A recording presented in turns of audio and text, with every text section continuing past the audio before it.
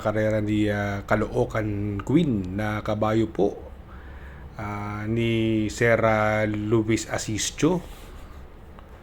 Ayan po yung dumadive sa loob. Kahit dito sa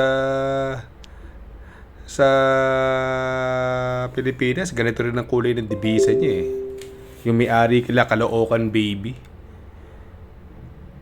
Yan po yung ayan, bandera po. Pati divisa kaparehas na kaparehas. Kabayo ni Luisito Asisio. Nanalo po sa US yan. 2 beses, isang 1200 meters at isang 1400 meters. Ayan, kumukuha na ng unahan si Caloocan Queen sa loob. Ito ay mga pagbabalik tanaw lang ng mga horse owners sa Amerika, no? Yung mga medyo sumikat na kabayo. At ayan, medyo sobra pong mananalo itong si Caloocan Queen. With plenty to spare, puro hand driving. Ito naman po yung karera ni Manila, the Horse Manila na pag-aari po ni Mr. Danding Cojuangco. Yung mga kabayan niyan dito, sila Video Classic, mga magagaling din. Sila Time to Explode, sila Selecta. Yan po yung mga kabayo ni Mr. Danding Cojuangco, si Manila. Siya po yung nasa labas, pati divisa parehas din, no? Yung medyo maroon, no? Ang alam ko, siya ang isa sa pinakamagaling na turf horse or grass sa Amerika. Nasa Hall of Famer po yan. Galing. Ito naman po yung 1986 Breeders' Cup ng kabayong sisigar, ang back-to-back Horse of the Year 1995-1996. Ang susunod nating karera kila Sigar. Siya po ay back-to-back Horse of the Year. Itong si Sigar, isa rin nito sa pinakamagaling na kabayo na sa Amerika. Ito po yung may record na, alam ko dalawa lang silang may record na 16 straight race na sunod-sunod na nanalo. Itong si Sigar. Ito, Breeders' Cup po ito ng 1995. Ang nagpapatnubay po dyan si Mr. Jerry Bailey, isa sa pinakamagaling na hinete ng US. Sigar. Ang trainer po niya si Mr. Bill Mott. Dito 5-year-old na siya rito eh.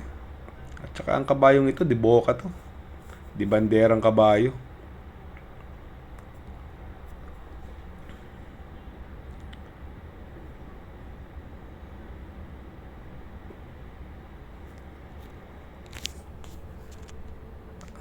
Dyan, sinunod lang po si Sigar dyan. Siya po yung 4 wide sa labas. Kung makikita nyo yung divisa niya, no? Yung divisa niya parang kay Sir Rudy Mendoza, no? Mukhang dito para sila ng pattern ni Sir Rudy Mendoza ng divisa, si Sigar. Ayan, bandera na po si Sigar. Di Boca yan, pero sinunod lang dito yan sa karerang ito. Galing din ni Jerry Bailey, galing na hinete. Galing din ng kabayong. Maganda yung tandem po nila. At ayan, medyo palayo na si Sigar dito. With plenty to spare. Galing.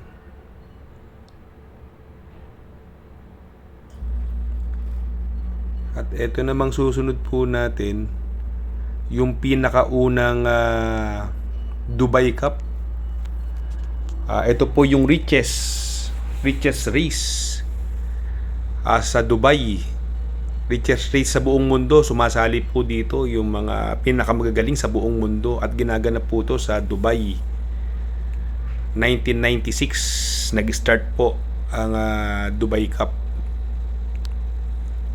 At dito po nanalo, ang unang-unang nanalo dito, si Cigar.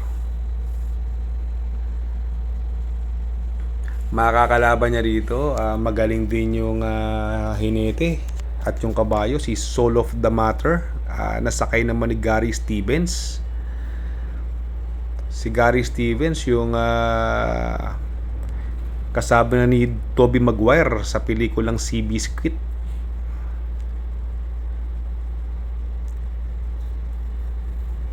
At ayan, yan po yung takbuhan. Ito po ay 2,000 meters or 10 furlongs. 10 furlongs or 2,000 meters.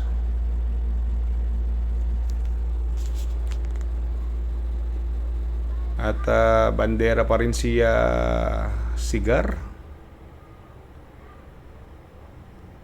Malaki ang puso nito, no? Itong kabayong to.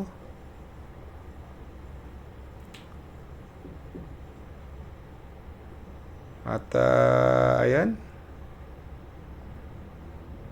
Si Cigar ang bandera. Yung nasa labas, si Soul of the Matter, nasa kay ni Gary Stevens. It's between Cigar, by Jerry Bailey, and Soul of the Matter by Gary Stevens. Galing ganda ng pagkakadala. Battle between two protagonists and two best jockeys. At ayun. At ang nagwagi ay si Cigar.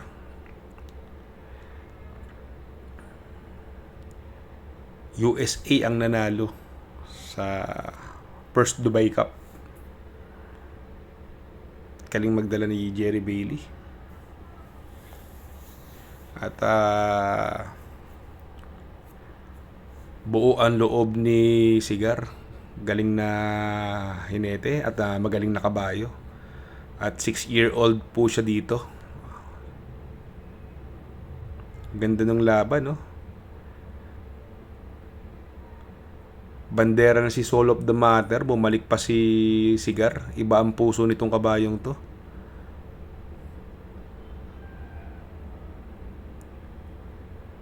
Lakas tumulak ni Jerry Bailey.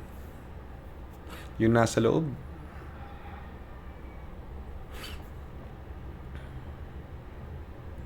Parang maikukumpara si Jerry Bailey kay Bobok Domingo.